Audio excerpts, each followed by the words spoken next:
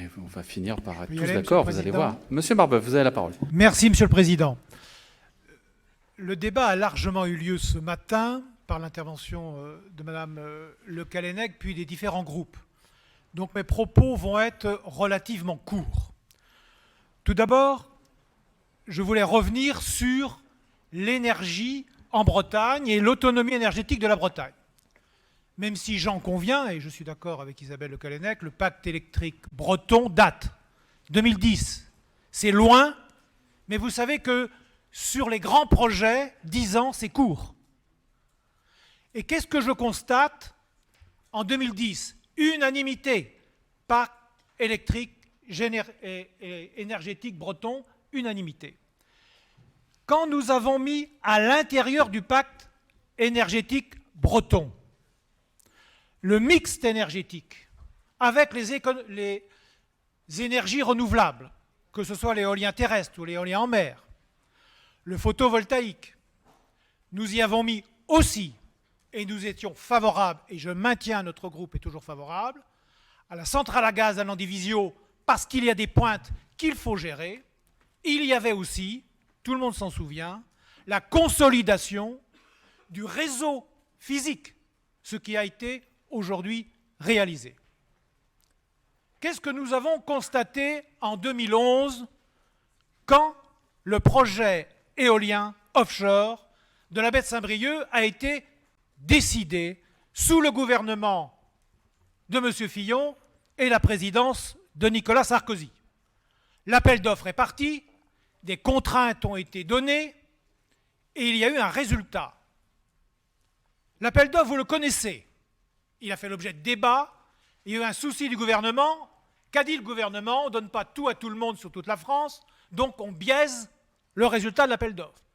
Il y a eu des recours juridiques, des indemnités ont été versées. Mais revenons à l'état d'esprit des partenaires et des acteurs locaux en 2011. Accord des pêcheurs, accord du département des Côtes-d'Armor, naturellement accord de la région. Alors pourquoi aujourd'hui nous sommes dans telle situation? La question que pose Mme Le Callennec et son groupe, c'est une question légitime. Mais je n'en arrive pas à la même conclusion. La légitimité, pourquoi? Parce qu'on a trop tardé. Alors pourquoi on a tardé? Parce que vous savez qu'en France, il faut faire étude sur étude. Et à chaque fois qu'il y a une étude qui sort, elle est contestée. Il faut aussi nous en prendre qu'à nous-mêmes. Nous avons un dispositif français, juridique et politique, qui embourbe les projets. Et vous le savez très bien, aujourd'hui, il n'y a plus aucun grand projet national qui sort, puisqu'il y a de la contestation partout.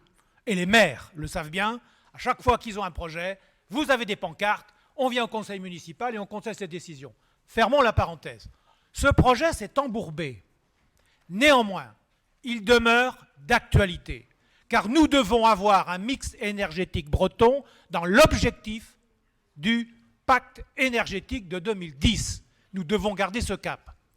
On nous dit, attention, il n'y aura plus de coquille Saint-Jacques. On vient de constater que c'est l'inverse. Vous me direz, on n'est pas rendu au bout. Quant à Iberdrola et Aigues Marines, on nous parle de consortiums internationaux, sauf que dans le dispositif Aigues Marines, qu'est-ce qu'il y a? La Caisse des dépôts, le bras.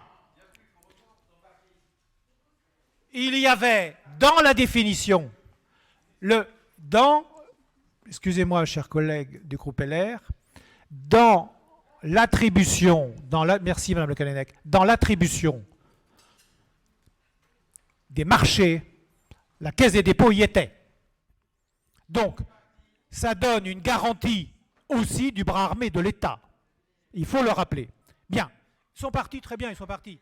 Je sais bien, S'il vous plaît, laissez Bernard Marbeuf terminer. Merci. Écoutez, moi je veux bien qu'on soit interrompu en permanence. Merci.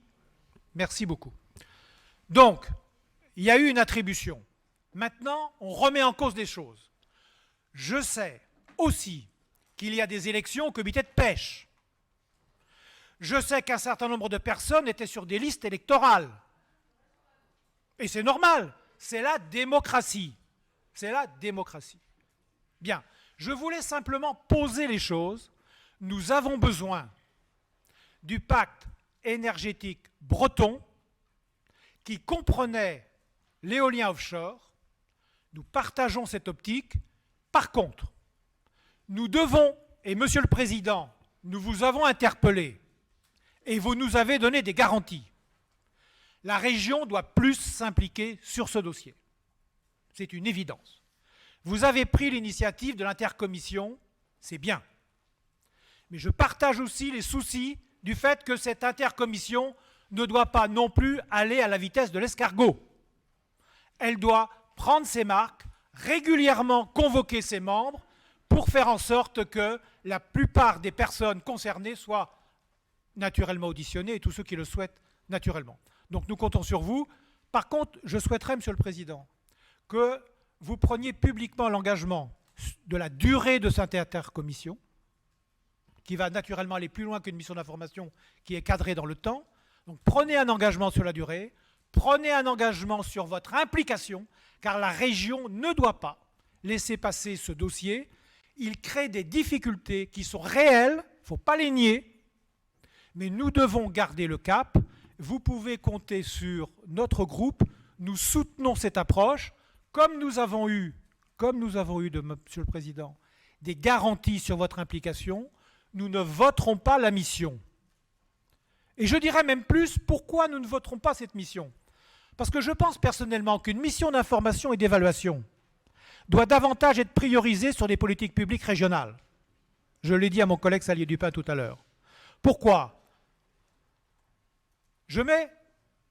On peut se mettre d'accord tous les groupes si vous voulez, une mission d'information et d'évaluation sur la fibre en Bretagne.